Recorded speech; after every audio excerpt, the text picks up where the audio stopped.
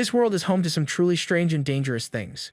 Fortunately, Adventure used their shields to protect everyone. With his shield raised, our hero bravely defends against a bizarre monster's attack. The creature seems surprised that its strike was blocked so easily, but the warrior holds his ground, gripping the shield with all his strength. Just then, one of his companions yells for him to get ready for an attack. The group's mages then come together to cast a powerful spell, and with a single command, they unleash a blast of fire upon their enemy. Once the dust settles, only the monster's hand remains on the ground. The team's archer lets out a sigh of relief and asks if everyone's alright. His companions celebrate their safety and the fact they even leveled up. The blonde guy then thanks Marin, saying it's great to have a tank on the team. But suddenly, the entire group's expression turns to shock as they tell the knight to stop. Marin simply ignores them, preparing his knife to do that thing again. He pulls out a razor-sharp blade to begin his work. The first thing he does is remove all the hair from the orc's limbs. Right after, he seasons and cooks the meat to get rid of the foul smell. Once the cut is ready, he slices it into several small pieces. Watching this, the archer complains that he'll never get used to such a gross sight. The girl asks why he eats it, but the mage points out that he tries to make it taste good. To finish the dish, he adds a small garnish for a special touch. And with a divine glow, the orc meat pasta is finally complete. But his companion still finds it disgusting, no matter how nice the plate looks. Paying no mind to her opinion, the protagonist peacefully eats his meal. Seeing him, his friend asks if monster food is actually tasty. He then offers some to the girl, who instantly recoils with a look of disgust. The knight thinks to himself that it's delicious, and the people here don't know what they're missing. He savors the taste of the juicy meat and the soft texture of the creamy pasta. His friends find it bizarre that he eats monsters with such a happy expression, calling him a weirdo. At that, the archer changes the subject, asking if they heard the news about the missing hero. The girl is startled and asks where they found him. He replies it was in the Tursan forest. The mage is shocked, having passed through there just the other day, and says he was a promising hero. Overhearing the conversation, our hero stops eating, lost in thought. He wonders just how strong the monster living in that dangerous forest must be. His friend remarks that Marin is probably just thinking about how he can eat that monster too. She then calls out to him, asking why he started eating monsters in the first place. The knight looks at them in silence, as if recalling something important. The story then flashes back 3 months, to a small village in the south. People were gathered, discussing the stopped carts after a red boar appeared on the road. One of the villagers points to a wrecked cart, saying it's impossible to travel like this. A man arrives in town, his cart completely battered, showing just how dangerous the road has become. Because of this, no one can leave the village, and the townspeople are at a loss. An old man laments that he won't be able to see his son, due to the monster blocking the path. Meanwhile, 2 merchants worry as their delivery deadline for a nobleman approaches. One of them is getting desperate. If the delivery is late, they'll be in big trouble with their client. At that moment, a man shouts from atop his cart that they won't be going anywhere for a while. He tells the protagonist he doesn't care and orders the knight to find another ride. Seeing this, one of the merchants draws his friend's attention to the helmeted warrior. He notes that the guy looks a bit ragged but seems incredibly strong at the same time. The other man then gets a brilliant idea and decides to hire the knight as their escort. He says they'll gather as many travelers as they can and asks the hero to wait a moment. The merchant named Maham introduces himself and then asks for our protagonist's name. Lying calmly in the cart, the young man introduces himself as Marin Glace. The other man thinks there's something off about him, suspecting he might be a deserter. But Maham doesn't care as long as he can handle the monsters on the road. The protagonist remains silent, listening to them talk without caring what they think. The scene then cuts to a dark forest, showing a pair of eyes filled with despair. Someone wonders why this happened while staring at a severed arm on the ground. He then discovers the body of the hero, who is brutally taken down in the forest. Horrified by the scene, the young man looks back with a face of pure panic. He trembles with fear at the terrible sight of the fallen hero in the dark woods. Suddenly, he hears a strange noise and sees a giant creature approaching from the shadows. With eyes wide in terror, he realizes there is nowhere to run, but he steels his resolve, determined to make it out of that forest alive. As he thinks about reaching a dorama, a shadowy figure with red eyes watches him. Back in the present, Maham wakes Marin and apologizes, not realizing he was asleep. The protagonist says it's fine, and the merchant explains they were just chatting. They discuss their destinations, and Maham asks the knight where in Adorama he's headed. He replies he's going to see his family at the St. Rai's orphanage after a long time away. Another brawny passenger asks for the protagonist's level, noting that he looks powerful. The man explains that one's level, seen through the mind's window, indicates their strength. With great pride, he shows off his own level of 23 and encourages Marin to check his. The knight then opens his status screen, revealing his level to be 95. Seeing the absurdly high number, the 2 men fall backward in complete shock. Suddenly, the cart lurches to a halt, and the driver shouts that the monster is here. Something massive charges toward them, kicking up dust and destroying everything in its path. Then the dreaded red boar appears before them, radiating a terrifying fury. The creature bears its sharp tusks and its multiple, hate-filled eyes. The strong man yells for everyone to prepare for battle and draw the monster's attention. But it's too late, the protagonist is already face to face with the red boar. Marin finds the beast strange but figures that, in the end, it's just a red boar. He then uses his appraisal skill and sees the creature as level 62. With that information, our hero decides this opponent is perfect for a little test. The knight draws his sword and calmly walks toward the beast. The strong man in the group is startled to see him advancing alone against the monster. Desperately, he yells out, asking if the guy has gone mad and wants to get taken out. But Marin ignores the warning, standing face to face with the charging red boar. The creature roars, ready to strike, but the protagonist simply waits for the right moment. In one swift motion, the knight swings his sword in a powerful upward arc. The red boar is instantly split in two, its remains sent flying everywhere. The protagonist lands gracefully as the two halves of the monster crash down behind him. He seems a bit confused, even surprised by the result of his own devastating attack. Witnessing the unbelievable scene, all the other travelers cry out in amazement.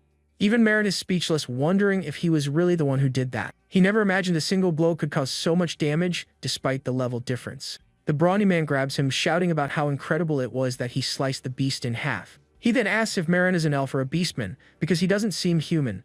All the other passengers just stare at the knight in stunned silence. The big guy claps him on the back, saying that after a display of power like that, he needs to eat. He calls everyone over for a meal, but the protagonist just stares thoughtfully at his own hand. Later that night, the group sets up camp and gathers around the fire to eat. Two men discuss Marin, finding it odd that he always hides his face and wears such cheap gear. One of them jokes that his old sword might be a legendary treasure, and she tells him to go ask. The girl then calls for Marin, but realizes he's no longer in his spot. She and another companion are confused, as the knight was there just a second ago. Suddenly, they both look to the side and are utterly shocked by what they see. Marin was dragging the giant carcass of the red boar toward the camp. The girl yells at him, demanding to know why he brought it over, and he replies he wanted some meat. Furious, she orders the knight to take the disgusting creature back where he found it. A while later, everyone is eating a simple soup they prepared over the fire. A bald man complains he's lost his appetite and says to never bring monsters to the dinner table. The protagonist feels a bit awkward at their reaction, looking slightly downcast.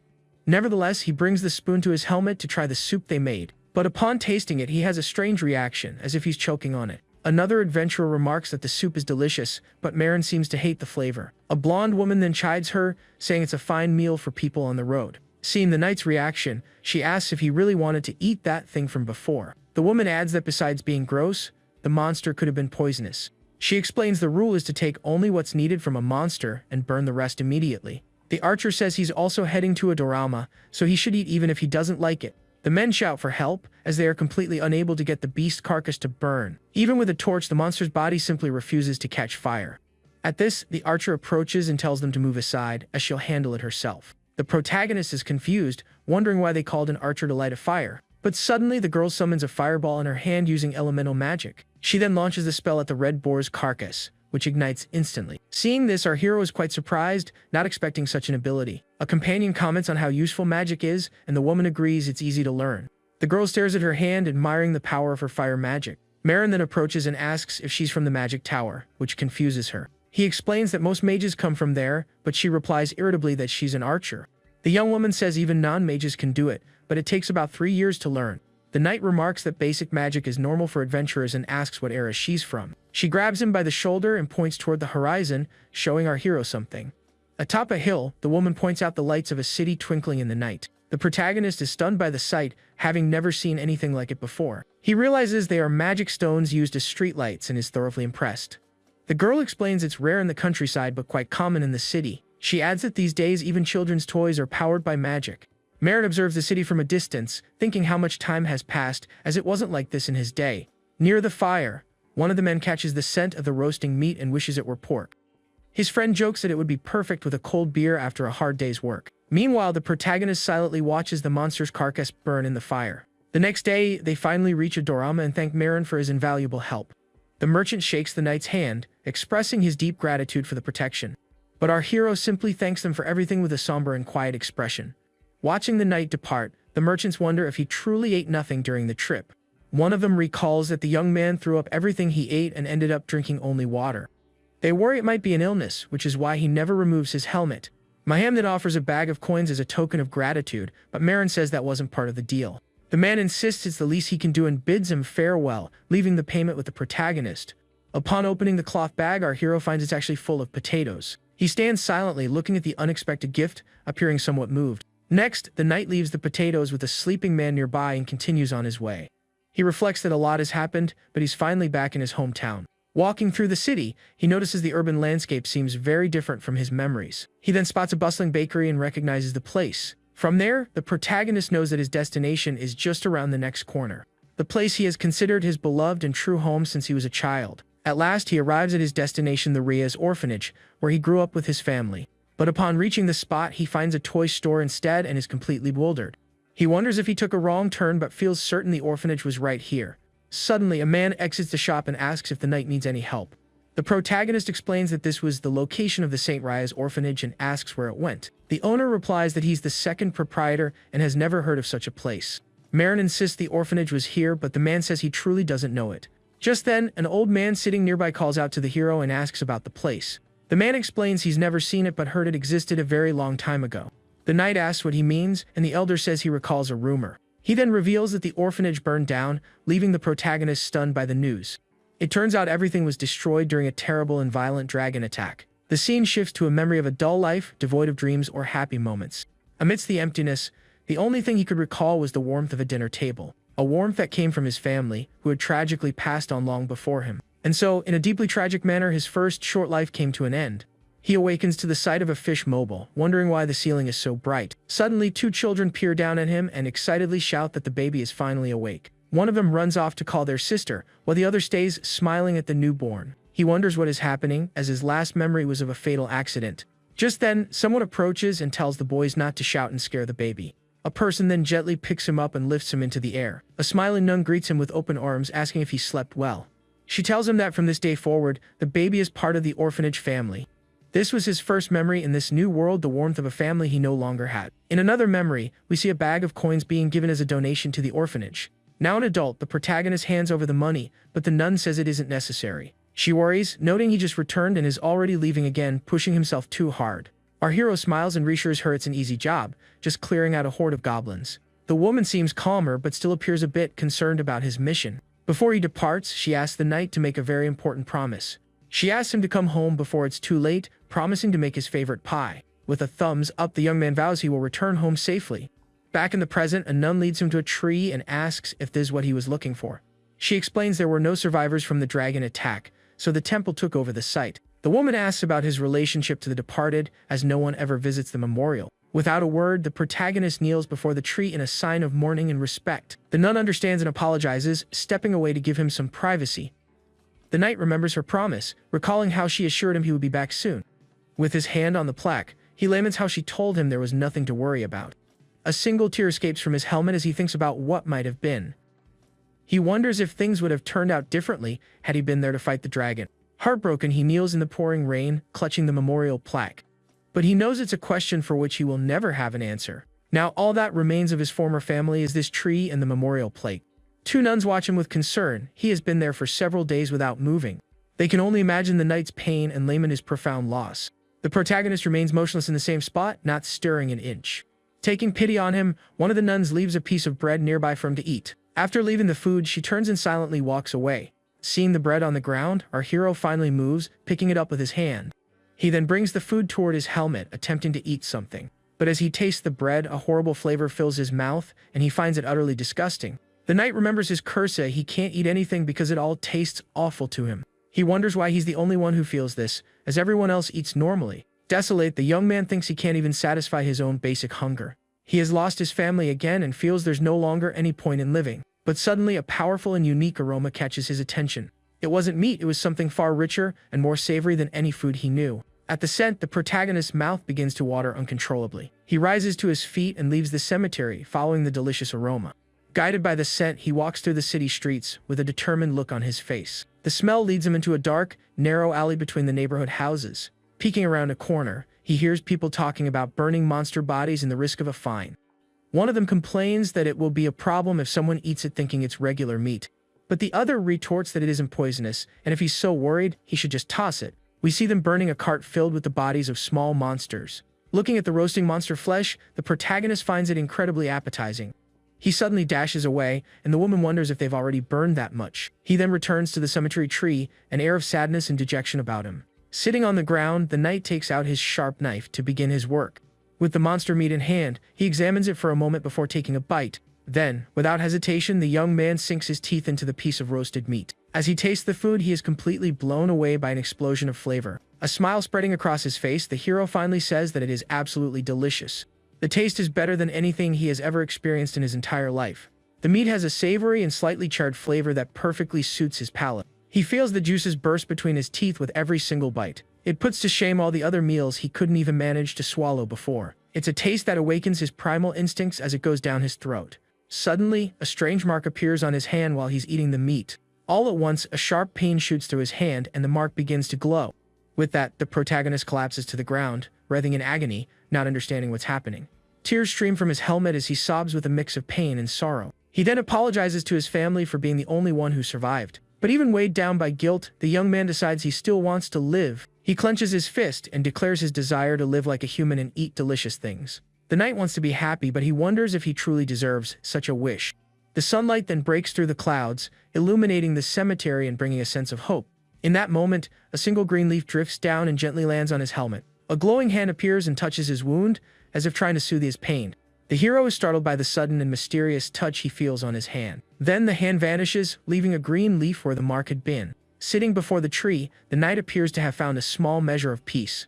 He looks up toward the future with a newfound determination in his eyes. With his mouth still smudged with food, he seems to have finally embraced his new path.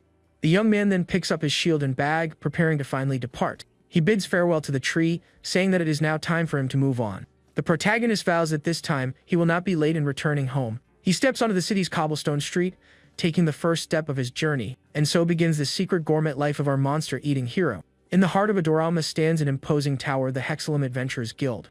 All adventurers start their journeys at this renowned institution. The guild handles a variety of requests, from exploring dungeons to defeating monsters. They also manage every registered adventurer, but not just anyone can join. To register, one must pass a strength test against a training golem. Many adventurers try the challenge, but not all succeed. A hooded elf then steps up, preparing for his turn to face the test of strength. The golem takes its position, the target on its chest ready for the new challenger's strike. The young elf concentrates, winding up a punch with all his might. We see his focused expression and the pointed ears peeking out from under his green hood. He hits a score of 5,312, shattering the day's record. The elf celebrates his victory, having impressed everyone with his surprising power. People in the crowd comment that he took first place, even outdoing a massive warrior. Everyone wonders where a powerful newcomer like him came from. Another adventurer approaches to congratulate him, hoping to form a team. The elf is clearly annoyed by the man's forwardness in his proposal. The protagonist intervenes, but the elf furiously shouts not to be touched like that. Our hero scratches his head and apologizes, a bit embarrassed by the commotion. Suddenly, a Ratman official appears, scolding Marin for not having taken the test yet. The employee sighs in frustration, but the knight assures him he can pass with ease. The elf turns to our hero with a friendly smile and a kind expression. He then advises the protagonist to relax a little before taking his test. The young man explains that if the knight is tense, he won't perform at his best. With a thumbs up, he says that compatriots need to help each other and bids the hero farewell. Marin is confused, wondering what he meant by that strange word. An elven receptionist named Dahlia greets the new recruit who just passed the test. The blonde young man waves to her, offering a confident smile. She congratulates him on his first-place score, but he brushes it off as nothing. The receptionist then hands the official adventure certificate to the young elf. He's shocked to see he's only ranked D, despite getting the highest score of the day. She explains that ranking up requires a proven track record, and he seems impatient. Wasting no time, the elf asks for a quest, and the receptionist scans the board. She finds two perfect options, one subjugation quest and one collection quest. The elf seems a bit frustrated with the choices, but decides to take both. However, the receptionist informs him that these quests require a group and can't be done alone. She explains the dungeon hasn't been cleared in a long time, so the monster population has grown. Due to the increased danger, all rank D adventurers must tackle this quest in a party. The elf Dahlia looks around irritably, now needing to find teammates. Nearby, a burly man lets out a loud and obnoxious laugh. Meanwhile, another adventurer looks completely bored, with nothing to do. Dahlia wonders who on earth he could team up with in a place like this. Suddenly, something massive flies past him and smashes into the guild's counter. The blonde elf is stunned by the sudden explosion and startled by the impact. A large piece of wood is sent flying, nearly hitting him. The receptionist shouts, asking if everyone is okay and if anyone was hurt. Dahlia confirms he's fine and asks what happened, but he doesn't seem well. They then spot the training golem lying on the floor amidst the wreckage of the counter. The elf can't figure out how the one-ton golem went flying like that. Through the settling dust, the protagonist appears, framed by a huge hole in the wall. He points at the fallen golem, looking a little embarrassed by the situation. The knight bows deeply and apologizes profusely for the damage he caused. The receptionist assures him it's alright since no one was injured and he didn't cheat. A man remarks he's never seen anything like it in all his years working there. Our hero offers to pay for the damages, and the receptionist begins to calculate the cost. She lists the wall repairs, broken furniture, the price of the golem, and lost business. With a smile, she presents the bill: 2 gold coins and 30 silver. The protagonist then checks his money pouch, only to find it completely empty. He asks about the payment deadline, and she says he can pay at his convenience. But with a dark smile, she warns that the guild will take legal action if he takes too long. Now an official adventurer, he must work to pay off his massive debt. The elf approaches and offers to form a team, surprising our protagonist. With a wink, he says that compatriots should help each other in tough times like these. The knight is confused, wondering why the elf suddenly wants to team up with him. Using his appraisal skill, he sees that Dahlia is a level 36 elf archer. The blonde archer explains they're heading to the same place, but Marin is still wary of his kindness. The receptionist notes that their class combination is perfect for the mission. As a warrior and archer, the guild employee thinks the pair is ideal for the job. Our hero is concerned about this hastily formed team, but the elf points out they haven't even introduced themselves. The elf then extends his hand to the knight, saying it's a pleasure to meet him. The protagonist isn't thrilled but knows he needs to clear his debt as soon as possible. Seeing the receptionist's expectant smile, he feels the pressure and knows he has to accept. So, Marin shakes his hand and introduces himself to his new teammate. Dahlia smiles, saying they should give it their all on their first mission together. Our hero wanted to avoid parties, but he admits the elf seems quite capable. The receptionist then announces that the team has been successfully registered with the guild. But suddenly, the elf yanks his hand back as if he's been shocked. The protagonist asks what's wrong, and the blonde archer asks if he's really human. With wide, startled eyes, Dahlia repeats the question, looking terrified. The scene then shifts to a forest where Marin is carefully studying a map. They finally arrive at the entrance to the gargoyle dungeon to begin their mission. Dahlia complains that his companion is just standing there in front of the dungeon entrance. He mutters that he hates teaming up with humans, calling them a vulgar species. The protagonist reflects that elves are tall, beautiful, and also live for a very long time. He knows they were once enslaved, giving them a complicated history with humans. But he recalls that the guild receptionist hadn't treated him that way. A dark aura emanates from the dungeon, but the knight seems completely unfazed. The two then enter the structure, which resembles a haunted castle filled with gargoyles. Our hero remarks that it feels like a different world inside the dungeon. Suddenly, he spots several flying monsters and wonders if they are the mission's targets. The gremlins are level 18 and evolve into gargoyles as they mature. Dahlia tells the human to get out of his way and not interfere with the mission whatsoever.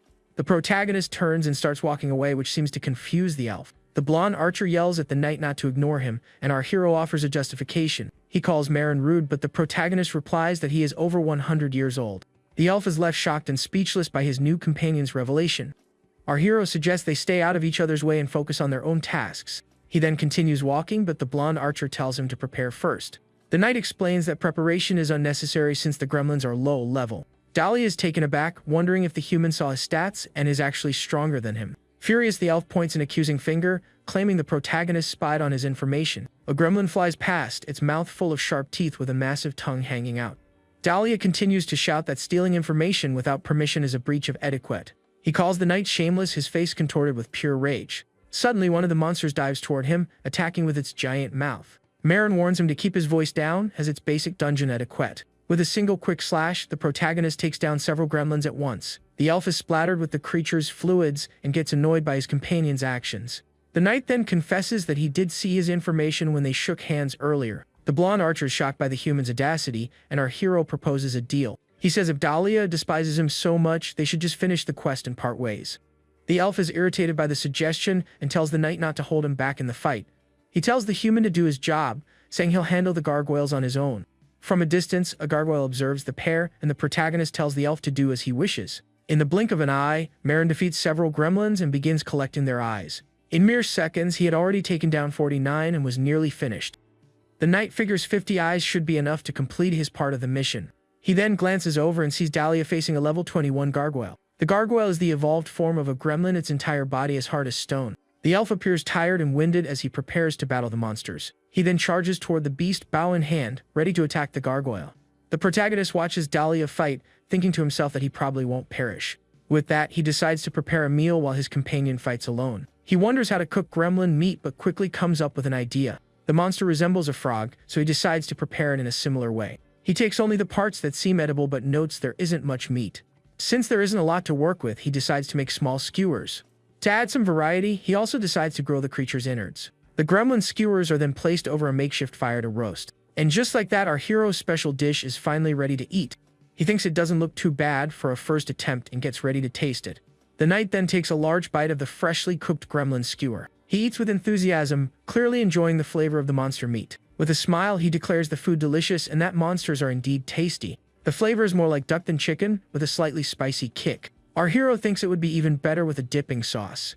He continues to eat his skewer peacefully in the middle of the dark dungeon. Suddenly, a notification warns him that he's been poisoned and the knight collapses. He wonders what's happening and realizes he can't move his body. The protagonist understands that the spicy taste he'd enjoyed was actually poison. He panics, realizing he has no antidote to cure himself. Desperate, the protagonist cries out for an antidote, but then something clicks. He realizes the gremlin's own bodies must contain a natural neutralizer for the poison. With that, the knight rips the liver out of one of the monsters to eat it for a cure. It's a risky gamble, but he eats the raw organ, hoping to survive. A message then confirms that the poison has been successfully neutralized in his system. Relieved, the hero celebrates his survival, taking a deep breath and feeling much better. He scratches his head, thinking he was almost taken out by his own hunger. So that's why people don't eat monsters.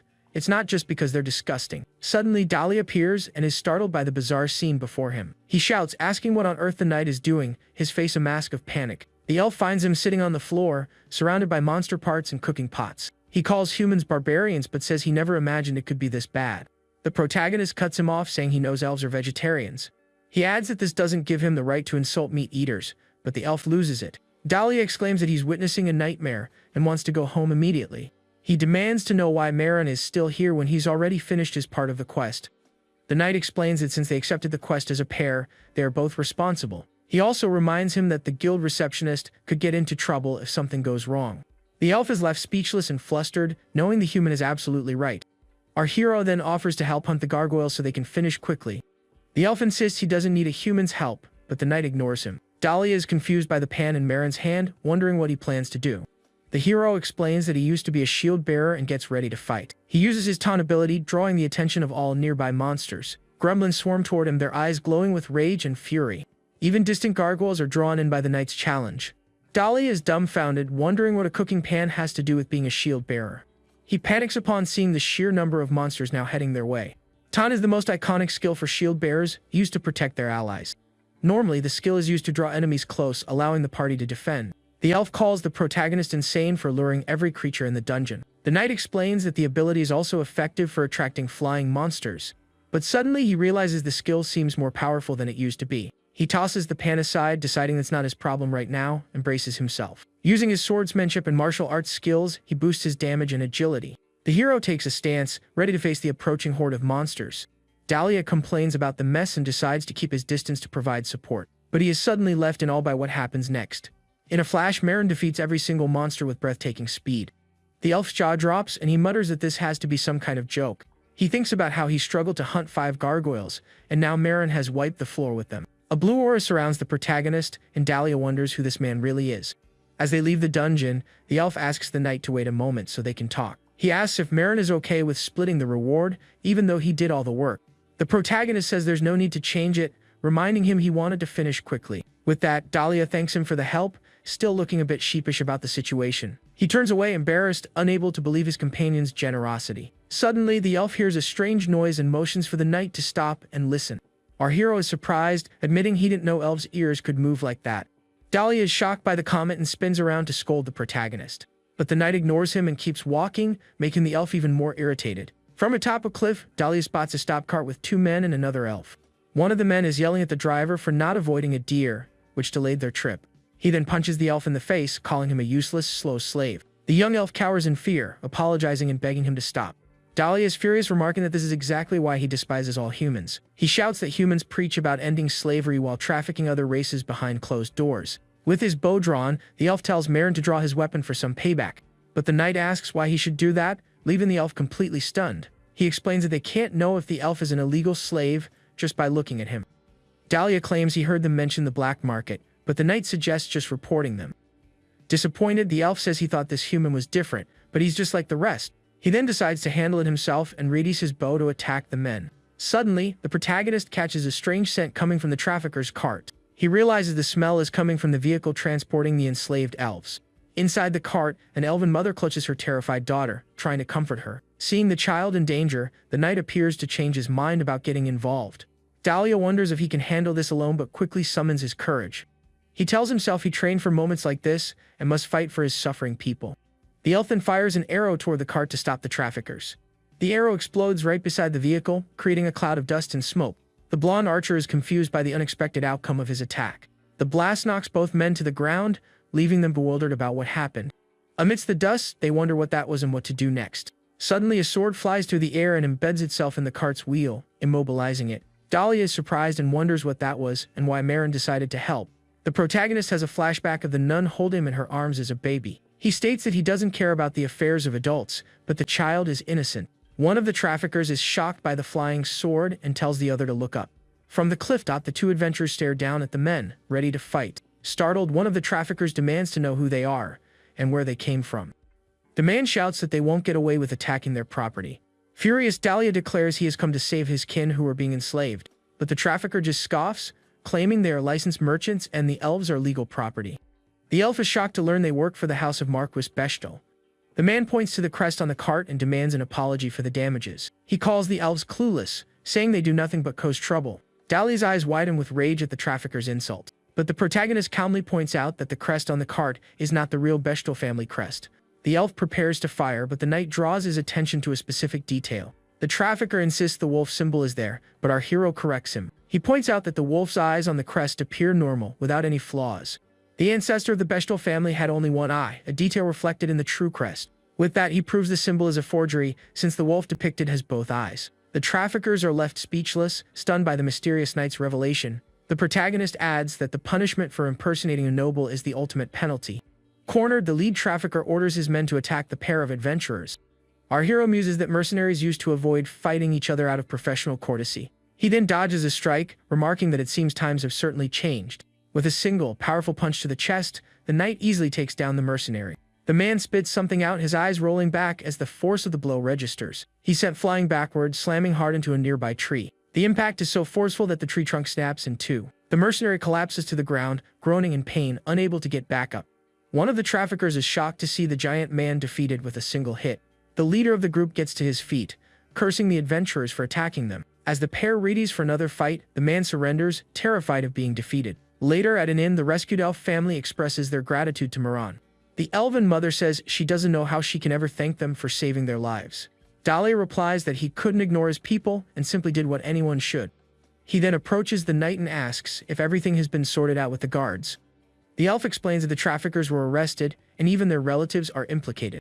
Just then, the little elven girl tugs on the protagonist's cape to get his attention. As our hero turns, her mother asks if he is the uncle who saved them. The little girl smiles and says the knight was very cool, thanking him for the rescue. The family then says their goodbyes, and the girl waves to the helmeted uncle and his friend. The protagonist watches in silence as the family departs, happy and safe. Dahlia turns to the hero, saying he never thought he'd say this to a human. Looking very embarrassed, he thanks him for saving his fellow elves. He hates to admit it, but it was thanks to a human that he was able to save his people. But then, the elf's attitude shifts completely, and he asks our protagonist for money. The knight clarifies that if Dahlia is truly grateful, he'd prefer payment in cash. He states that money is more reliable than words, which seems to confuse the elf. Furious, the blonde archer complains that he was just expressing gratitude for being saved by a human. He then tosses a bag of coins to Marin and tells him to get out of his sight. Dahlia calls him a greedy pig and declares he will never trust a human again. The next day, the protagonist returns to the guild to turn in the items from his mission. He hands over the bags containing gremlin eyes and other collected materials.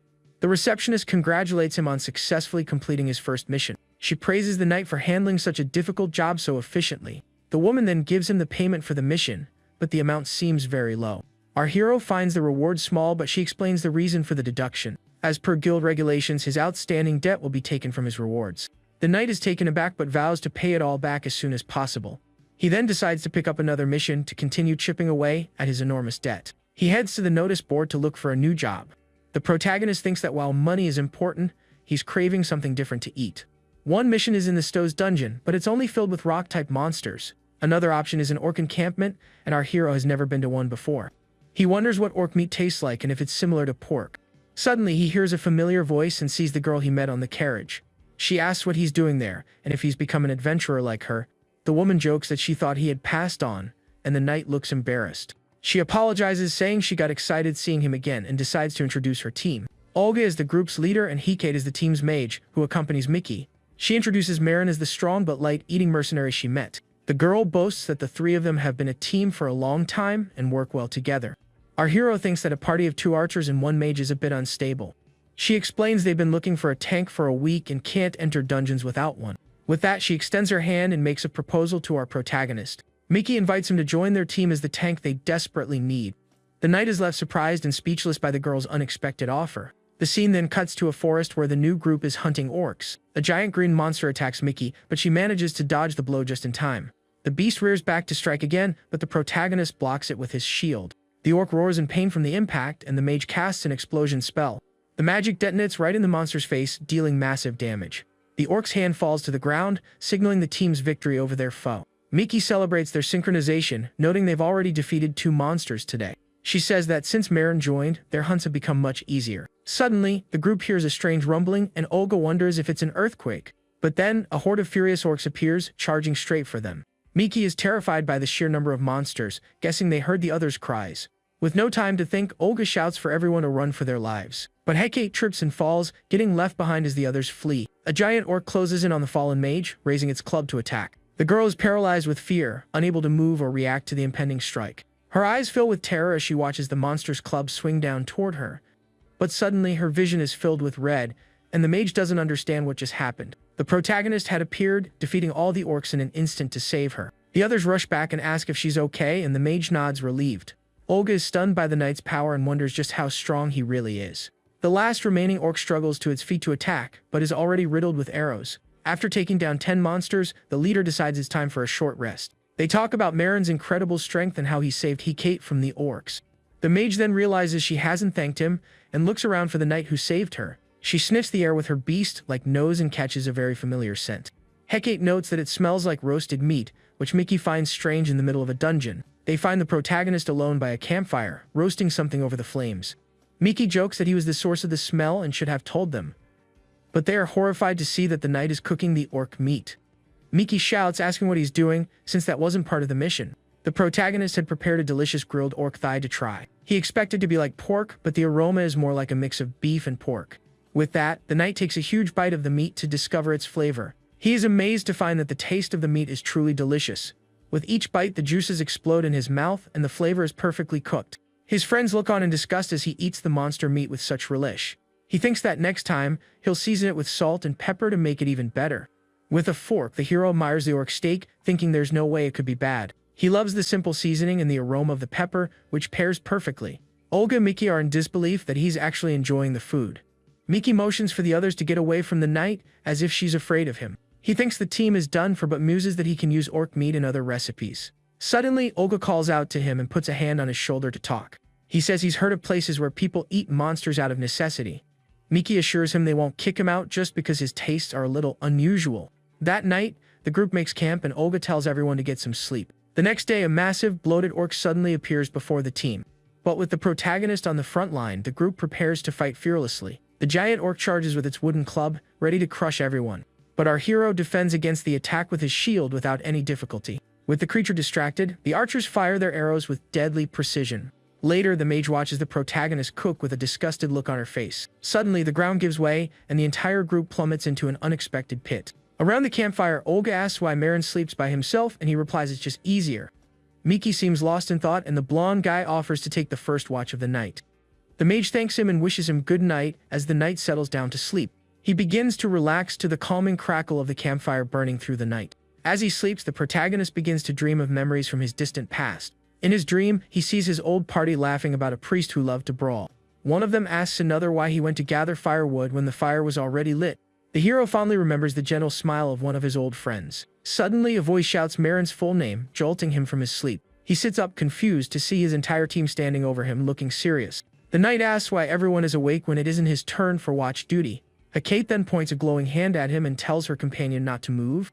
The mage warns that her spell is ready and that he'd better answer their questions. While he was sleeping, the group used an appraisal stone to find out his level. Mickey then points at him in shock, demanding to know what on earth they just saw. The screen reveals Marin's level and stats are unknown, and he holds the title Kinslayer. Faced with this, the protagonist remains silent, with nothing to say about the revelation. The Kinslayer title is given to those who have defeated over 100 members of their own race. It also boosts attack power against individuals of the same species by 5%. Miki is horrified and asks if he really did that to over 100 people. Olga notes that he likely doesn't have a criminal record, but this is a different matter entirely. Hecate then demands that he explain the title and tell them if it's all a misunderstanding. But the protagonist stays quiet, unable to give his team an answer. His companions press him, asking why he won't say anything and if he joined them with ill intent. The knight turns away and simply apologizes, offering no explanation. Hearing this, Olga says he can't ignore this, regardless of his strength or his diet. The party leader states that he can no longer trust someone with a history like that. Because of this, he decides that he wants the protagonist to leave the group immediately. The knight understands their position and gets up to leave without causing any more trouble. He then gathers his belongings and prepares to depart, leaving the team behind. The scene flashes back 100 years to the Tursan forest in the south. We see a red-eyed goblin, its face twisted in a mask of pure rage and hatred. A younger Marin with red hair battles two monsters simultaneously. An archer from his former party celebrates as the goblins fall into their trap. And with a precise shot, she fires her arrows, striking both monsters at once. After the battle, the goblins' bodies litter the forest floor. The group's leader smiles and asks if everyone is alright and if anyone was hurt. She praises the archer for taking down two at once, and the woman accepts the compliment. A companion says there are 18 left, but Marin calls him all talk for not fighting.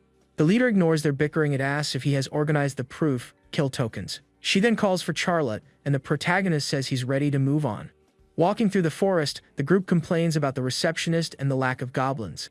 They speculate that the monsters have either gone into hiding or moved deeper into the woods. The hero's friend jokes about it, but Marin freezes, sensing something is wrong. He tries to get his companion's attention, but no one seems to hear him. Suddenly, his entire team turns to face him, their eyes glowing a vacant red. Terrified, the young man finds himself surrounded by eyes asking why he did it.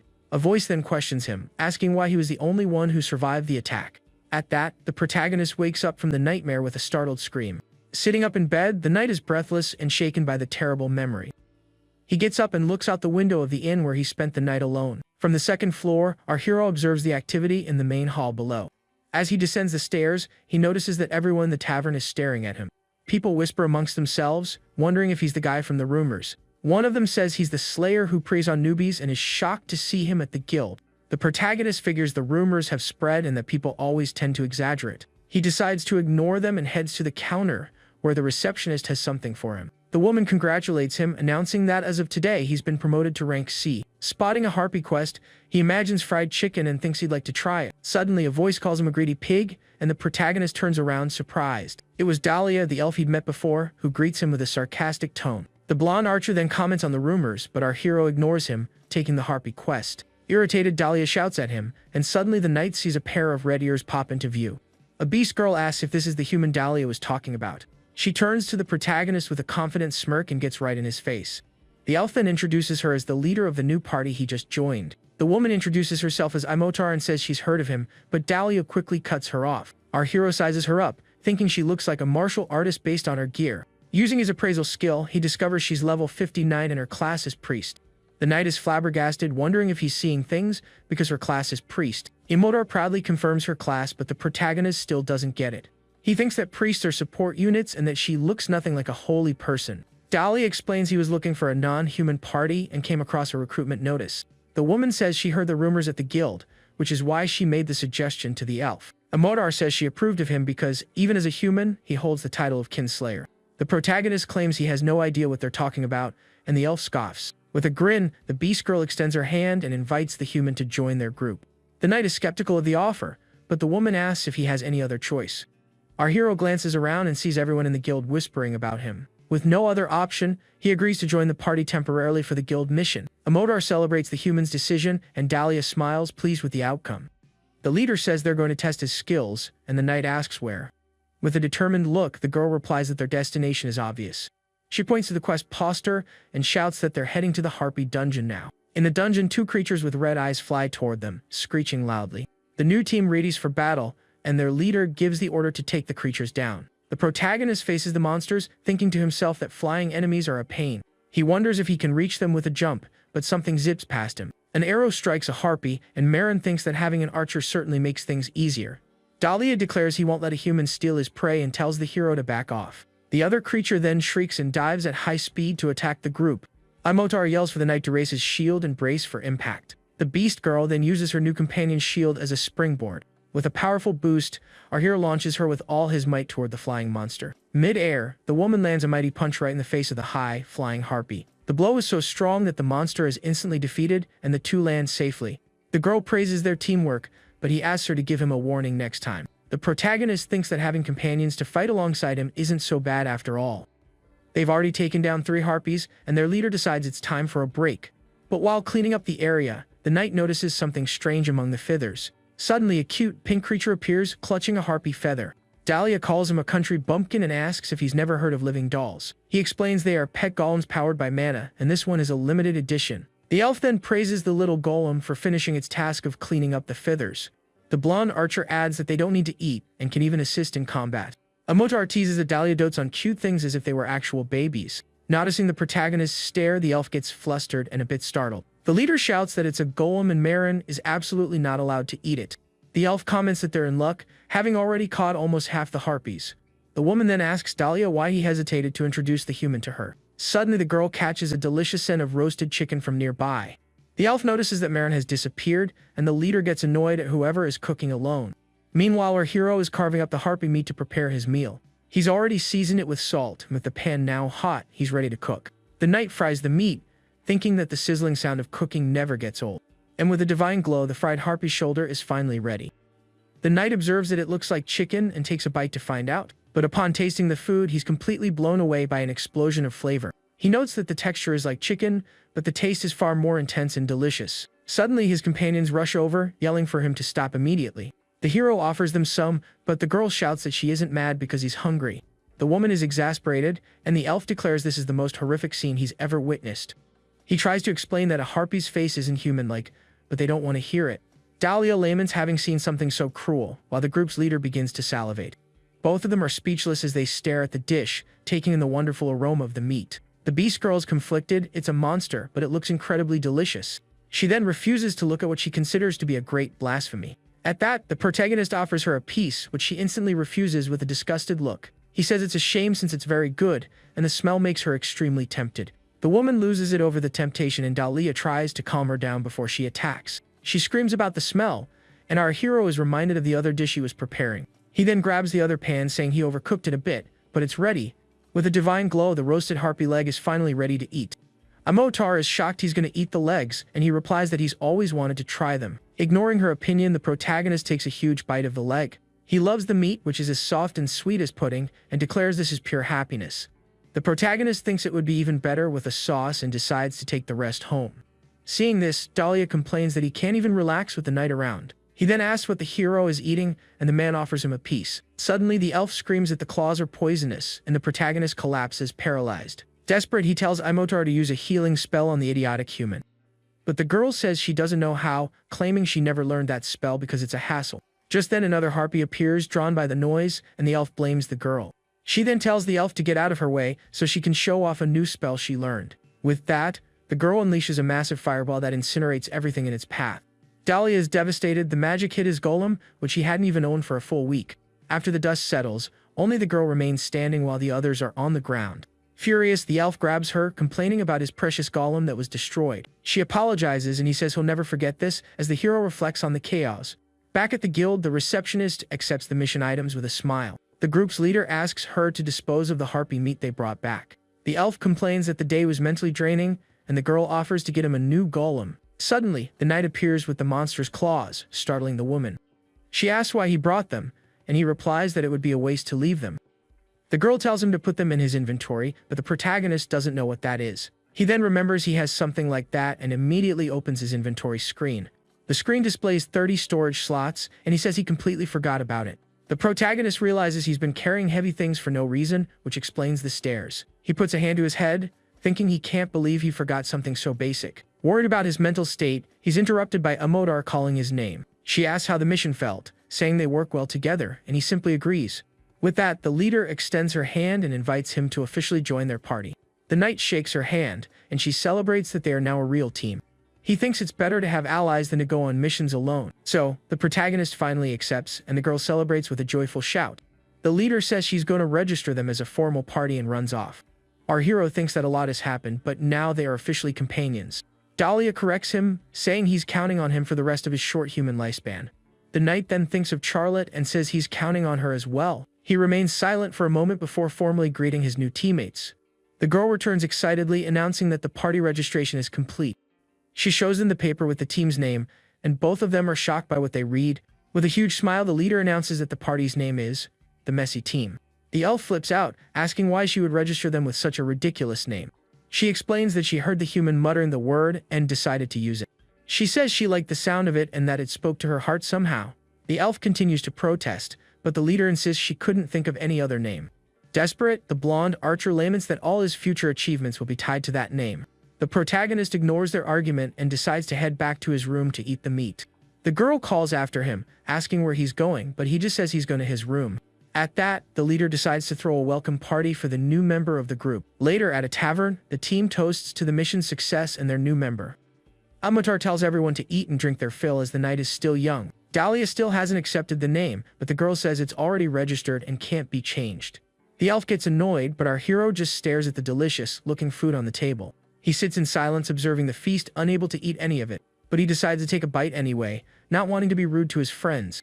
Dahlia complains about the food's taste, while the knight finds it as awful as ever. The leader then changes the subject, saying she has something to discuss with the protagonist. Deep into her drink, she reveals that the party's goal is to become rank A. Our hero asks why, and she explains that they each have their own reasons. It is explained that adventurers can advance in rank by passing promotion exams. To reach rank A, one must be recognized by the guild for their strength and accomplishments. And the content of the promotion exam is a mystery to nearly all adventurers. The girl then begins to talk about her motivations, but the knight seems distracted. Imotar reveals that her younger siblings are still enslaved, having been captured by humans. A man promised that if she raised the money within 3 years, he would set them free.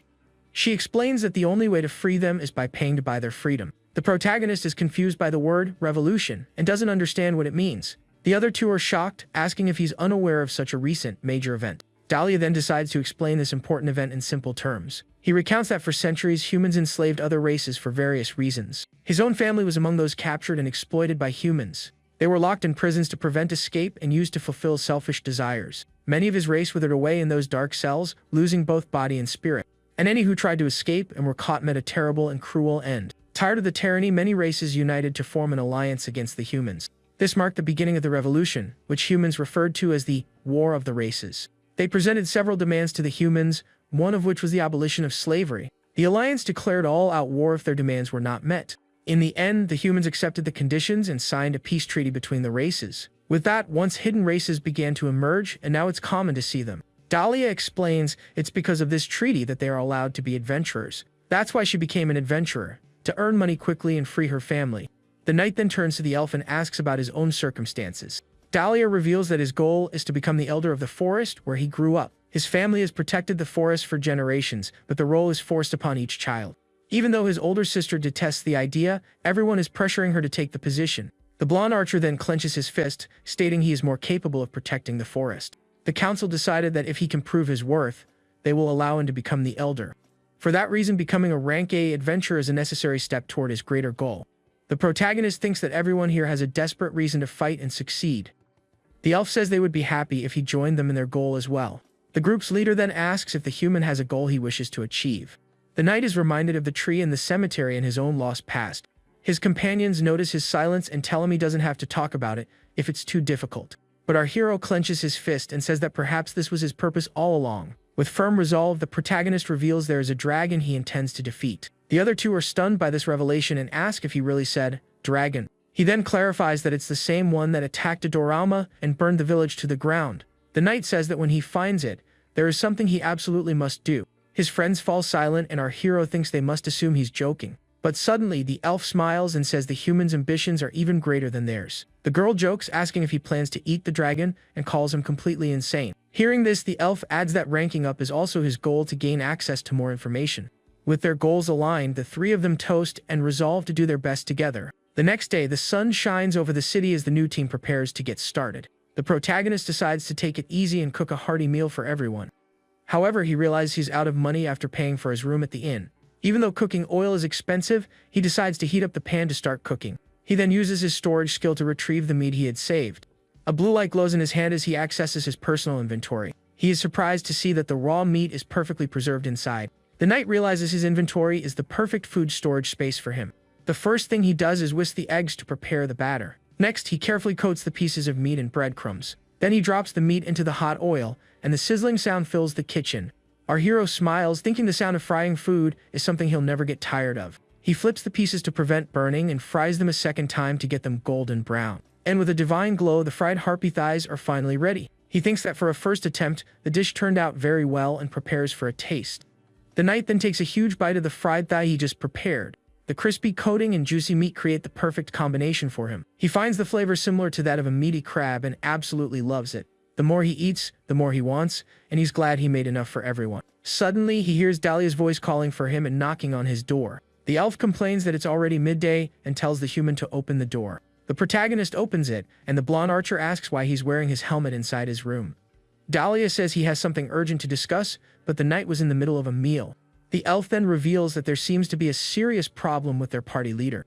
Our hero invites him in and asks what happened and if it's important. Upon seeing the plate of food, the blonde archer freaks out, asking if he's cooking again. But he regains his composure, saying the girl is the priority right now, not the food. The elf then asks the knight to keep it a secret and requests to borrow some money. The protagonist is confused, having no idea what's going on. With a dark aura, our hero says he doesn't want to hear it and tells the elf to leave.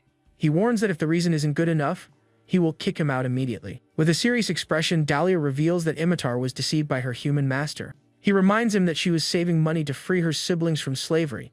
The reason for the party's break was for her to visit them, but something went wrong. It turns out the master broke his promise and was preparing her siblings for an auction. The elf believes the human planned it all just to toy with the girl's emotions. When she begged him to stop, he said he would cancel it if she paid him within 5 days. The price was 10 gold coins per person, making it 20 gold coins in total. Converting it to his old currency, the knight calculates the outrageous ransom amount. He figures that 20 gold coins is roughly equivalent to 2 million yen. The elf explains that the proud girl begged him to save her siblings, so the protagonist asks if he came to collect the money on the leader's behalf. The blonde archer then swears on his name that he will pay every last coin back, but the knight refuses, stating he has no reason to trust him, nor does he have the money. Dahlia grows concerned, reminding him that her siblings are just little children. Our hero recognizes the emotional manipulation, but the elf claims he's just stating facts. The knight asks what he gets out of lending the money, and the blonde archer has no answer. The elf has no way to guarantee repayment, and the protagonist becomes thoughtful. Cornered, the blonde archer clenches his fist, wondering if this is his only option. Suddenly, he calls out to the human and leans in to whisper something in his ear. He asks if the knight possesses the wind, a tribute among his affinities. It's explained that elemental affinity determines which element a person is best suited for. Magic used with one's affinity consumes less mana and is more powerful. This affinity is determined at birth, and most people are born with only one. However, some geniuses are born with 2 or more and become great mages. With a determined look, the elf makes a proposal to our protagonist. He promises to bestow upon him the blessing of the spirit of the wind attribute if he helps. Our hero wonders how someone can just give an attribute, and the elf gets annoyed. Desperate, Dahlia swears on the name of his forest and asks if he believes him now. With a sigh, the protagonist accepts the deal and gets up to set the plan in motion. He then tells him they should go, and the elf seems somewhat relieved by his decision. The two of them leave the inn and start walking through the city streets in the morning. The blonde archer then asks how they're going to get that much money so quickly. Our hero reveals his plan to hunt in a high-level dungeon and sell the drops. Dahlia is shocked, as the guild strictly prohibits entering dungeons above one's rank. The knight says he's aware of the rule, but it's the only way to get the money in time. The guild severely punishes rule breakers with fines and mission suspensions. Any adventurer caught could even lose their license and never work again. Besides, the knight points out that those dungeons are far away and would take time to reach. The round trip alone could take up to 4 days, which is too long for them. He then asks how the elf planned to get the money to help their friend. The blonde archer says he was going to use his savings, and our hero asks if he has any. He then asks if Marin has any savings set aside for an emergency. The elf suggests he sell something, but our hero remembers he owns nothing of value. He then opens his inventory, searching for anything he could possibly sell. Among his items, he finds a pair of earrings that might be his only option. The two then agree to pool what they can and meet up later to figure things out. The scene shifts to late afternoon, the sky orange as leaves fall from the trees. We see a hooded figure walking down a dark, abandoned alley in the city. The mysterious person hides behind some crates, peeking into a dimly lit shop. The owner asks what the person wants, and they approach the counter in silence. The figure says they have something to sell, and the man replies that he buys a bit of everything. With that, the protagonist places the pair of earrings he found in his inventory on the counter. The man is surprised and says he should be selling something like that at a jewelry store. But suddenly, the merchant recognizes the jewelry and is completely floored. He shouts that they are the Pleiades fragments, a rare and practically unobtainable item. The knight explains that an old companion gave him the earrings as a gift. In a luxurious mansion, a man prepares to meet with his prisoner. He finds her trying to calm herself and scoffs at her attempt to resist him. The man says her beastly brain has finally understood that fighting back is useless. He reminds her that the past 3 years were just a whim and asks if she enjoyed her freedom. With a hateful glare, the girl says she wants to tear him to shreds. Suddenly, she hears a familiar voice calling her name and turns toward the door. The party leader is surprised to hear her friend's voice calling out to her. At that moment, Dahlia and Marin enter the room, and the girl is relieved to see them. She asks why the elf brought the human along, and he explains that Marin helped him. The blonde archer says he'll explain later, but right now the money is what's important. Our hero introduces himself and says they've come to pay the ransom for her siblings. The girl is shocked, thinking about how she accepted help even though they're on the same team. The master scoffs, questioning if rank C adventurers could really acquire so much money. But he is stunned to see that the 20 gold coins are all genuine. The girl demands that the man free her siblings, and he just smiles maliciously. The master claims the contract stipulated she had to earn the money on her own. The party leader is left speechless by the man's audacity and the ridiculous loophole. Dahlia gets angry, stating that by law money from family must be accepted. Cornered, the master orders his men to bring the slaves and their identity documents. The girl thinks that if it weren't for the elf, she would be completely at this man's mercy. The master's servant then returns with the adventurer's 2 younger siblings. The 2 shy children enter the room, and the girl rushes to embrace them. She hugs them tightly, asking if they are okay, and they quietly nod. With tears in her eyes, the older sister apologizes for taking so long to save them. The protagonist observes the scene and notices the children are extremely thin. Angered, the knight clenches his fist, furious that they let the children go hungry. The servant then hands the slaves' original identity documents to the master. The man says he's getting rid of them, and that their deal is now concluded. The girl then uses her magic to incinerate the papers and free her siblings. With a fiery glint in her eyes, she burns the documents of servitude forever. The master says her siblings may be free, but she is still his slave. With a dark smile, he threatens the group, and our hero steps in front of the girl. The protagonist declares they will also be purchasing the party leader's freedom. Everyone is shocked by the knight's action, his unexpected proposal. The girl protests that she doesn't need his help and can take care of herself. But our hero ignores her and asks the master for the price of her freedom. The man laughs and apologizes, saying that unfortunately she is not for sale. He explains she's already listed in today's auction, and he can't cancel it. The knight then resigns the deal, and the master says he can still buy her. The man suggests they participate in the auction and place a bid for the girl. The party leader is confused, saying no one ever mentioned her being auctioned off. Dahlia shouts at the master, accusing him of blatantly lying to their faces. With a smirk, the man states that the sale of slaves is his legitimate right. The elf gets furious and calls him a scoundrel, but the protagonist calms him down. He tells the blonde archer he's being childish and needs to use his head more.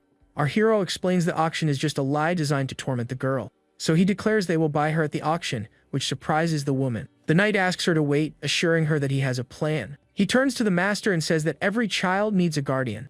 He remembers a woman lovingly caring for children at an orphanage, and then he recalls a man placing a comforting hand on a child's head. The protagonist then approaches her and says that this also applies to her. He remembers the nun saying every child deserves protection and has a reason to live. Our hero tells her she is the only one who can keep the children safe and must look after them. He reminds her that saving her siblings isn't the end of it. She can't leave them on their own. With tears in her eyes, the girl agrees, saying she'll give his plan a chance. She warns him that if he's all talk and ends up losing, she will never forgive him. Dahlia tells her to trust the plan and that they'll see her at the auction later. After they leave, the master turns to the girl with a dark expression. He scoffs at her, asking if she really thinks those 2 can free her. The party leader glares at the man with hatred, hugging her siblings tightly. The master then grabs her by the neck, saying he has no intention of selling her at the auction. With a malicious grin, he tells her she can't escape and will come crawling back to him. But the girl just stares back with a defiant and hopeful look in her eyes. The man then orders his servants to prepare the merchant support team. That night, the auction begins, the mansion's lights shining in the city's darkness. The first item is a criminal slave with a starting bid of 4 gold coins. The protagonist and the elf watch the auction in silence, waiting for the right moment. Dahlia mentions that the average price for a beastman is 8 to 9 gold coins. Our hero remains deep in thought as the auction for the human slave continues. The auctioneer then announces the next item, a wolf woman from the distant frontier. And with a spotlight on the stage, the slave gladiator Imotar is presented to the crowd.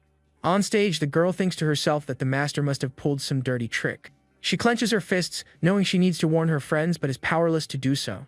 The auctioneer announces that she is young and more durable than any human. The master smiles with satisfaction as he watches his slave finally being auctioned. He scoffs, thinking the adventurers have already spent their money and can't possibly help her. With a malicious grin, he calls them brats and doubts they could ever afford her.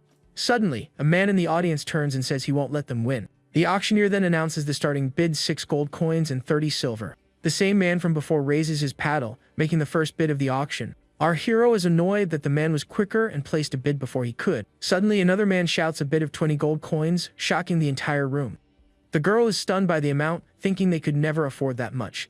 She despairs as the auctioneer asks if there are any bids higher than 20. Dahlia panics. The average price was much lower, and the bidding escalated too quickly. The protagonist then raises his paddle and bids 21 gold coins. The auctioneer asks for the bidding limit, and the man explains the auction's rules. At that, the knight raises his paddle again and bids 50 gold coins. The elf is shocked, asking how he has so much money when he said he only had 10. The master is flabbergasted by the bid, unable to believe they had that kind of money. The auctioneer is also stunned as 50 gold coins is the maximum possible bid. People in the audience murmur, doubting he can actually pay such a high price. The auctioneer states that house policy requires immediate payment in full in cash. The elf becomes desperate, asking where the knight is going in the middle of the auction. The protagonist then climbs onto the stage, and the auctioneer pleads with him to stop.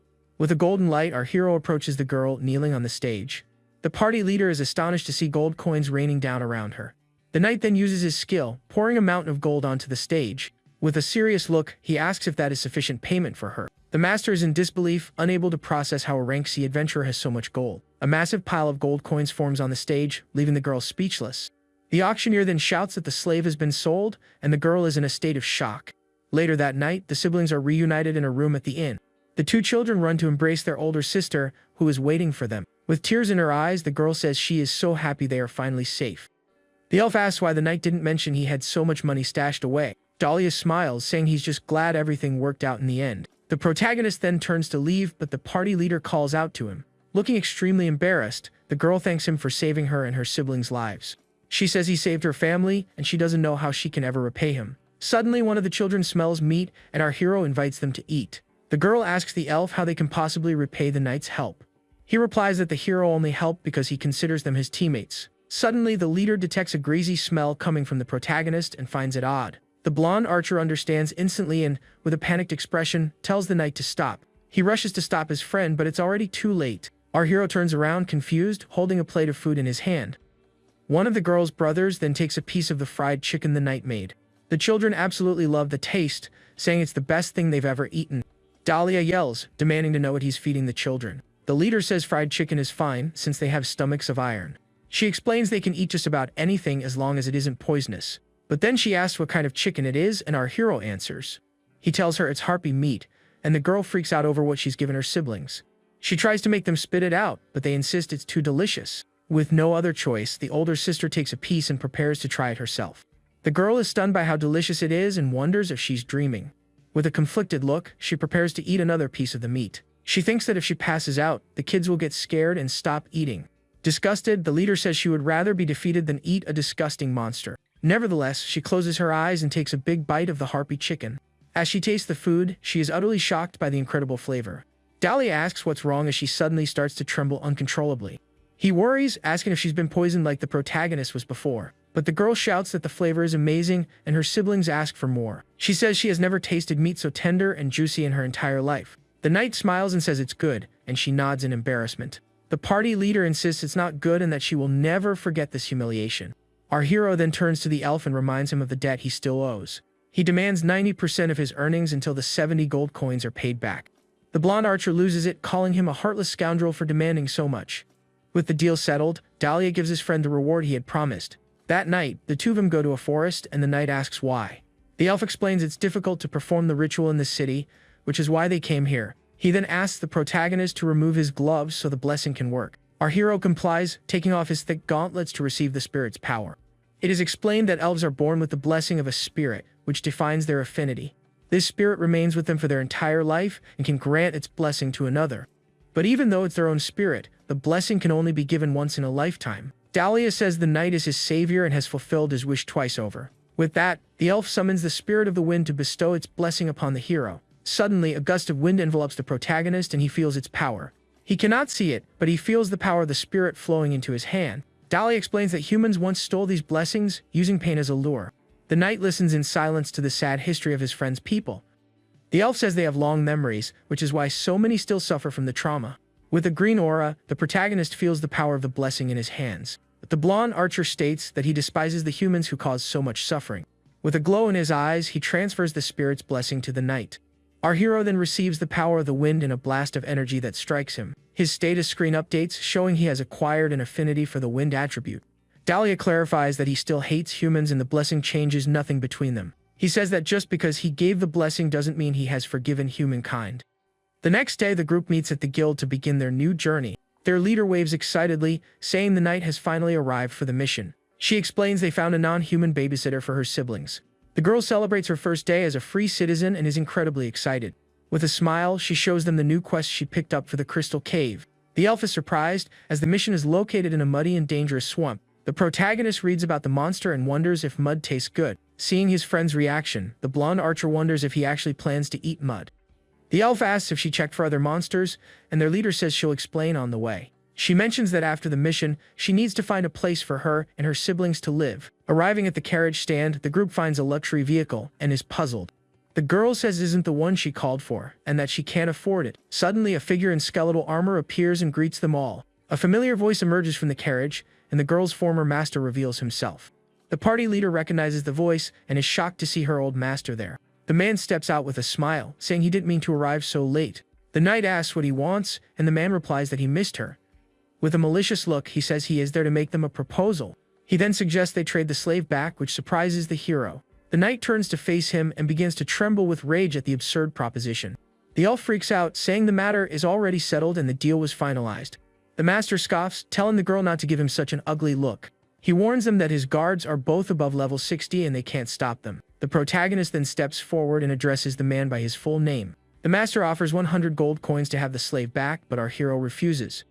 The man is shocked by the refusal and doesn't understand what's happening. The elf is enraged by the master's audacity, calling him a foul-mouthed villain. At that, the master offers 150 coins, but the knight refuses again. Imodar steps in front, shouting that the hero wouldn't sell her for 100 million in gold. The man scoffs and raises the offer to 200 gold coins, still confident he'll succeed. Dahlia becomes desperate at the offer and tells the knight to stop even considering it. Suddenly, the man who handled the paperwork states that Marin was just toying with him.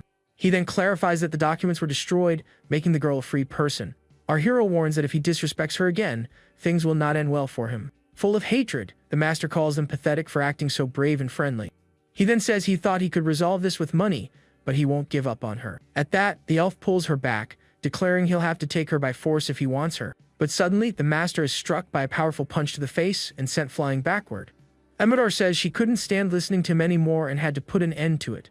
Radiating a red aura, the girl shouts that she is no longer his slave and demands his respect. One of the skeletal knights prepares to attack the girl for her insolence, but the protagonist stops him, warning him not to draw his sword so recklessly. In one swift move, our hero slams the skeletal knight onto the ground with immense force. The other guard is angered by this and readies his bow to attack our hero. The protagonist then bends down and picks up a small stone from the ground to defend himself. He then throws the stone with such force that it slices through the air like a sharp blade. The guard is hit dead on, spitting something out before collapsing in defeat. The master then demands to know his level, and Marin reveals that it's 95. The girl is shocked to learn the protagonist is level 95, and the elf is equally surprised. With a smirk, the girl grabs the master, saying they aren't finished yet. Suddenly, a scream of pain echoes down the street as the man's beating continues. The elf then warns her they'll be late for their carriage and need to leave soon. With a smile, the girl says she has finished her work and the man is now unconscious. She stretches with satisfaction and tells him never to show his face around here again. The master, lying on the ground, threatens that he'll make them regret this when he informs the Merchants Guild. With a dark aura, the knight says the rumors about him already make it hard to find a party. He then warns that crushing a Merchants Guild is far easier than finding a new team. With that, the protagonist delivers a powerful kick, shattering something with great force. The man's carriage explodes into 1,000 pieces, leaving him stunned by the destruction. Our hero then warns him to know his place and that this was just a small warning. The scene then shifts to the Crystal Cave, where purple crystals glow all around. Inside, the elf shouts that the monsters are weak to fire and tells someone to light a torch. The girl then gets an idea and Dahlia panics, begging her to stop immediately. But it's too late. Imodar unleashes a massive fireball that incinerates everything in its path. The elf complains that she needs to practice that skill, but the girl just laughs, saying she hasn't had time. Later, the protagonist prepares a meal that looks rather disgusting and strange. His friends ask if he's really going to eat that, and the elf remarks that it looks way too gross. The knight brings the spoon to his helmet and notices the food has no scent whatsoever. He then figures the taste must be different from dirt and tries the strange food. The taste is awful, and he finds the texture to be the worst of all, like clay mixed with chewing gum. At that, the knight decides to eat the rest of the fried harpy chicken he had saved. Suddenly, the girl calls out to him, thanking him for saving her family from slavery. Our hero says she doesn't need to pay him back since she has siblings to feed, but she's still worried. She asks how he managed to get so much money and if he got involved in something dangerous. Our protagonist denies it, saying it was nothing like what she's imagining. He reveals that he sold a memento from an old companion, which shocks the girl. She worries because even if she pays him back, he can never get that item back. With a determined look, the woman faces the knight, who tells her everything is fine now. Our hero explains that they are his companions, and the way to repay him is to stay with the party. The elf agrees, adding it's good to have her as a leader, which makes the girl blush. Imodar says she will do her best, and then asks about the blessing the elf gave him. Dahlia explains that it wasn't a gift, but rather payment for a contract between them. The girl asks why he would give the blessing to a human whose real face he's never even seen. She then sneaks up behind him and tries to peek under our hero's helmet. The woman asks if he has a scar, but the elf scolds her for being too nosy. The blonde archer says his friend hides too much and should try to open up a little more. Our protagonist remains silent, seemingly pondering his friend's advice. Suddenly, a glint appears on his helmet as if he's about to do something. Out of nowhere, a monster attacks, striking the protagonist with its sharp, purple crystals. His companions are shocked and frozen, unable to react to the creature's unexpected assault. The beast is a lizard with a crystal tail that glows in the cave's darkness. But the creature is struck in the eye and shrieks in pain from the direct hit. The girl then leaps onto the monster to finish it off once and for all. After defeating the beast, she turns with concern and asks if Marin is okay. The elf is also shocked and asks the knight to lift his head so they can see. The hero clutches his face, and Dahlia shouts that there are crystal shards in his friend's eye. With his hand on his helmet, the protagonist realizes he's been hit and feels the sting of the cut. He says his vision is fine, but the blonde archer yells that he's bleeding profusely. At that, the girl orders him to take off the helmet immediately so they can see the wound. She says if his eye is injured, they need to return to the temple right away. Suddenly, the protagonist remembers two adventurers screaming in fear of a monster. In his memory, he sees one of his old companions running desperately through a forest. Back in the present, the knight yells for no one to touch him, leaving his friends confused. The elf then asks if he really refuses to show them his face, no matter what. With his hands on his helmet, the protagonist replies yes, looking deeply troubled by the situation. He then starts to panic, begging them to stop and not look at his face. His friends insist they need to check the wound before they can treat it properly. But our hero maintains that he's fine and his vision is perfectly normal. The protagonist points out that they know his level, and a level 30 monster couldn't seriously injure him. He then assures them he is truly okay and that they continue the mission. His companions stare at him with serious expressions, not looking convinced. The elf relents, telling him not to overdo it, and the girl apologizes for trying to remove his helmet. The knight then apologizes as well for shouting at them like that. Back at the guild, the mission is marked as complete, and the team receives their payment. The receptionist asks if something happened, and the girl nervously denies it. She approaches him and asks if he's sure he doesn't need to visit the temple for healing. At that, the elf suggests they take the day off to get some rest. Suddenly, an adventurer rushes into the guild, shouting that there's an emergency. He runs up to a girl and asks what's causing all the commotion. The woman reveals that a new dungeon has appeared in the forest region near the capital. She shouts that the place is called the Garden of the Dryad's Flowers, and our hero becomes thoughtful. His friends think it's best to let other teams handle it and head back to the inn. But the protagonist announces they will also participate in the subjugation, shocking everyone. He then reveals that he has something else in mind that is far more important right now. The scene then shifts to a lush green forest under a clear blue sky on a sunny day. Several teams are gathered to receive instructions from the guild about the new mission. Two adventurers mention that the first person to find the dungeon was defeated and that it has two bosses. Upon hearing they are dryads, the knight immediately starts thinking about how to cook the plant-based monsters.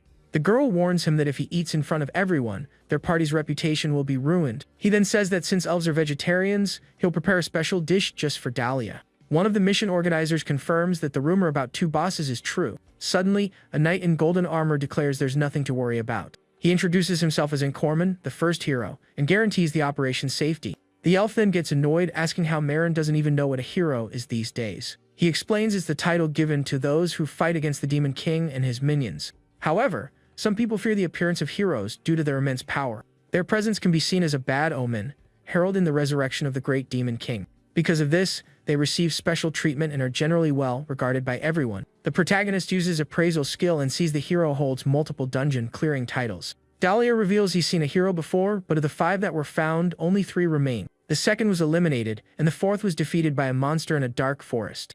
Our protagonist remains silent, appearing to recall something important. Suddenly, a swarm of giant bees flies toward the adventurers to attack. The elf readies himself and with his bow and arrow, takes precise aim at the flying creatures. With a perfect shot, he strikes the monsters with his verdant energy arrows. The girl also joins the fray, taking down one of the bees with a powerful punch. The knight leaps into action, cutting down enemies with a swift strike of his sword. 2 onlookers comment that the messy team is quite strong and skilled. The girl laughs that their party's name is getting around, and the elf tells her to focus. The plan is for the hero and the rank B team to handle the bosses while the others provide support. Suddenly, one of the Dryad bosses, level 58, appears before them. The rank B team seems to be struggling, and one of them complains that they're making a fool of themselves. The hero then enters the fight to hold the monster, asking them to keep it occupied for a moment. With his glowing sword, the blonde young man prepares to deliver the finishing blow. In a powerful strike, he slices the monster in 2, defeating the first dungeon boss. The other adventurers are stunned by the hero's power and congratulate him on the victory. With a confident smile, the young man boasts about his strength and his recent win. But suddenly, the other Dryad boss lets out a furious roar at its partner's defeat. The adventurers wonder why the creature is being so noisy but don't pay it much mind. The creature then transforms into a much darker and more powerful form than before. The monster attacks without warning, grabbing one of the female adventurers, who screams for help. Protagonist realizes there's a trick. The dungeon has multiple bosses that must be fought. He then understands that both bosses must be defeated at the same time to claim victory. The creature evolves into Tyron, its level soaring to 70 and striking fear into everyone. His elven companion asks what they're seeing, as our hero yells for everyone to fall back at once. At this, the hero is also taken aback, stating the monster is now far beyond their capabilities. He decides to buy them time, urging the other adventurers to flee as fast as they can. But the beast vines ensnare the others, and the blonde warrior calls them a complete nuisance for it. It's revealed he previously bought intel from the Thieves Guild about this new dungeon. He admits to lying on purpose, blaming the others for blindly trusting him without checking for themselves. With no regard for their fate, he strolls toward the monstrosity with a smirk on his face. The young man readies himself for battle, declaring it's time to end this like a true hero. But, without warning, the monster casts a curse, preventing him from using skills for 10 minutes. Stunned, he wonders what's happening, as he'd heard nothing about a curse ability. With that, the creature hurls him into the air with immense force, leaving no room for defense. Next, the monster smashes him into the ground with a devastatingly powerful blow. Caught in the vines, the blonde man struggles to break free, thinking he just needs to sever them to escape. Seizing the opportunity, the beast charges forward to strike the immobilized hero. He takes a direct hit and cries out, his eyes turning white from the sheer force of the impact. Witnessing the hero's defeat, the other adventurers panic and begin to retreat. Our protagonist realizes that if this continues, many more will fall. He watches the creature pursuing the others and prepares to finally enter the fray. As his sword begins to glow, the knight wonders just how much he should restrain himself. Our hero faces the colossal creature, questioning if he should hold back even a little. Lunging forward, he delivers a swift, precise strike, slashing the monster with his gleaming blade. This attack is so powerful that a wave of blue energy obliterates the surroundings. Numerous trees are sliced in half and come crashing down, showcasing the strike's raw power. After the dust settles, a notification screen materializes before our hero. Its message announces he has acquired the title, Conqueror of the Dryad's Garden. His friends rush over in shock, while the knight ponders the new title he just earned. The girl congratulates him on the incredible feat, but the elf mutters he was just showing off. Our protagonist feels a bit awkward at the reaction, unsure of what to say to his friend. The other adventurers approach, thanking him for saving all their lives. They call him amazing for taking down a boss that not even the hero could handle. But a moment later, they start whispering about the rumors of him eating monsters. Overhearing their chatter, his companions glare at the group with pure anger. The girl fumes at their ingratitude, while the elf shouts if it's human nature to repay kindness with malice. She tells him to get lost, and Dahlia asks her to bring salt to ward off the bad fortune. Meanwhile, one of the adventurers approaches to help the fallen hero. The blonde warrior is enraged, unable to comprehend how a C-ranker stole his conqueror title. Filled with hatred, the hero vows he will never forget the name Maren Glace for this. Back in town, the group checks into an inn for some long, overdue rest. Inside, our protagonist starts preparing the dryad flower he collected from the dungeon. He begins carefully slicing the flower, cautious not to damage the core within. With a knife, the knight skillfully extracts the monster's core for cooking. These kernels are fist-sized and resemble a wild variety of chestnut. On their way back, they had encountered an ant and gathered the chestnuts it was carrying. To prepare them, he first removes the tough outer shells, then boils them in hot water to soften them. The peeled chestnuts simmer in a pot, surrounded by bubbling water. While those are cooking, the protagonist combines water and sugar in a separate pot for the syrup. He then brings the mixture to a rolling boil, letting it reduce into a thick, rich syrup. Once the chestnuts are tender, he adds them to the sugar syrup, coating them completely. Using a spoon, our hero drizzles more syrup over the top, ensuring each one is well covered. After they are fully coated, he covers the pot, allowing the sweet treat to rest. He lets the chestnuts cool and repeats this entire process 3 times to achieve the perfect flavor. And with a divine shimmer, our hero's glass is finally complete. The knight admires the brilliant sugar glaze, pleased with the final result. Without hesitating, he lifts one of the giant chestnuts to his helmet to sample it. Upon tasting it, he's utterly stunned by the explosion of flavor in his mouth. The syrup provides a deep, complex sweetness which the tender chestnut has fully absorbed. He immediately thinks something this delicious shouldn't be eaten alone and decides to share. The elf grumbles but agrees to a taste, seeing as his friend made it so late and was insisting. With a reluctant expression, Dahlia takes a large bite of the chestnut. Upon tasting the treat, the elf is completely taken aback by the burst of flavor. He can't believe a monster's fruit could be so sweet and soft with a perfectly complementary syrup. Our hero asks if it's good, but an embarrassed Dahlia claims he just isn't used to sweets. He asks for the dish's name, and the knight answers that it's called mercenary. Dahlia finds it odd he'd name the sweet after himself, but Marin clarifies it's the other way around and asks if he enjoyed it. The elf explains his master taught him to suppress his appetite, limiting even simple treats like strawberries. He mentions she was a very stern person and still serves as the captain of the forest guard. Instantly, the protagonist grabs his wrist, speaking his master's name, Rose. He then perfectly describes her, a pink-haired elf who wields a spear and has a water attribute. The elf is stunned by this revelation and demands to know how the knight could know all that. Instead of answering, our hero asks if they can travel to his forest the very next day. The scene shifts to the vast Asura forest on the central continent, home to colossal trees. Our hero journeys through the woods, apparently searching for someone he knew long ago.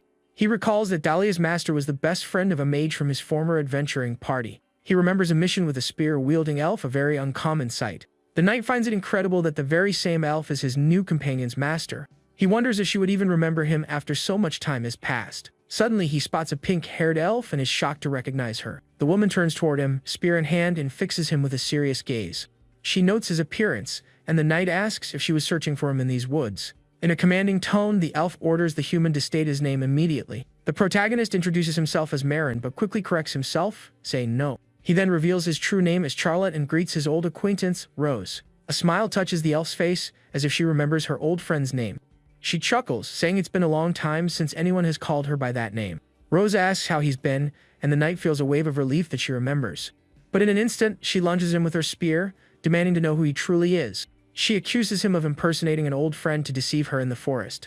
The elf explains that Charlotte was human, and 100 years have passed since they last met. With a steely gaze, she says if he truly is Charlotte, he must tell her what she used to call him.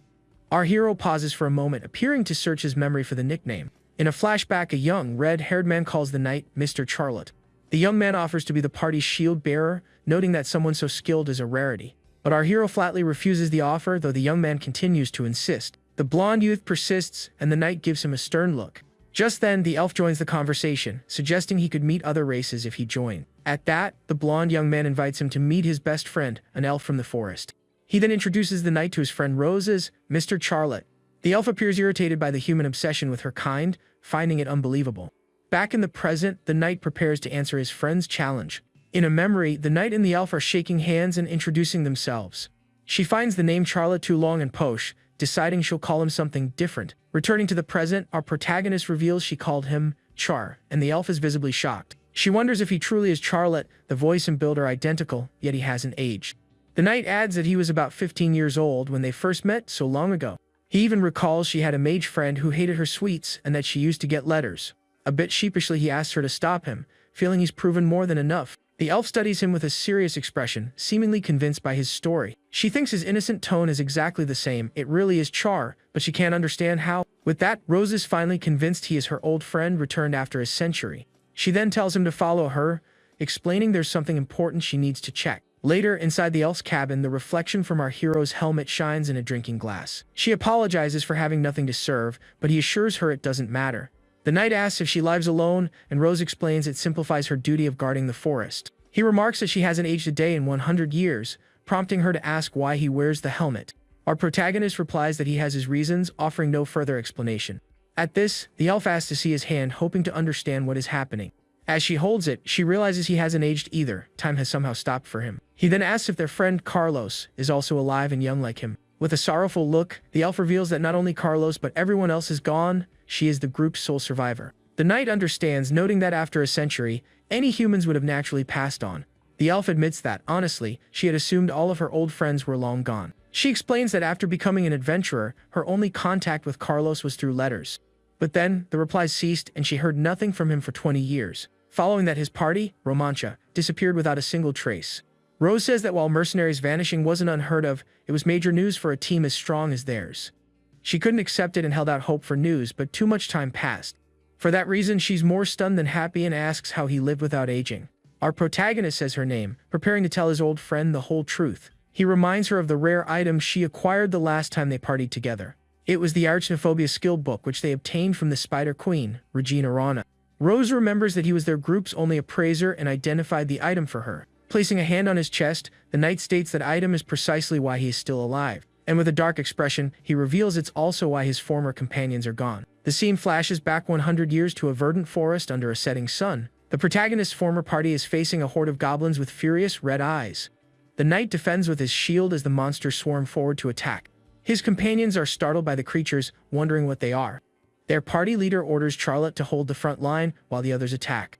Our protagonist plants his shield firmly, protecting everyone from the goblin onslaught. The group's archer knocks a glowing arrow, preparing to unleash a wide area attack. Following this, a shower of light descends upon the monsters, wiping out several at once. The leader calls out to Carlos, and the mage confirms he is ready to cast his fire spell. A massive wall of flame incinerates the goblins, who shriek from the intense attack. After the dust clears, the monsters' bodies litter the ground, and the knight feels something is off. The archer complains that their client lied, as the area is teeming with strange monsters. One suggests retreating, but the leader insists this is no joke, concluding their intel was flowed. With a grim and worried look, another companion agrees the situation is dire. Suddenly, a cloaked figure appears, complaining that they've destroyed her creations. The archer flinches, and the knight steps in front to shield her from the mysterious figure. The leader notes something is strange about her and tells everyone to stay ready for a fight. She identifies herself as an adventurer and declares the forest off limits to outsiders. The figure states they irritate her, and the group is horrified to realize they were test subjects. Brandishing a sharp claw, the person claims they interrupted her sacred forest ritual. As she throws back the hood, a creature covered in lizard-like scales is revealed to the party. The knight wonders about its race, sensing something is deeply wrong. He quickly uses his appraisal skill and is horrified to discover the creature belongs to the dragon race. Without a second thought, our protagonist throws himself in front of his friends to shield them. The scene cuts back to the present with the knight and Rose in her forest cabin. He is lost in the memory and suddenly speaks the full name of his fallen friend. Back in the fight, the knight is sent flying into a tree by the creature's powerful blow. He slumps to the ground, wounded, as his companions cry out his name in concern. The dragon scoffs, declaring she will use them as offerings for her sacred ritual. The leader orders everyone to prepare for battle, telling Demian to heal Charlotte.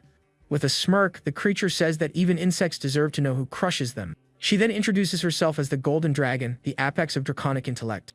The mage is terrified by this, and the leader warns everyone to be vigilant, as she is incredibly powerful.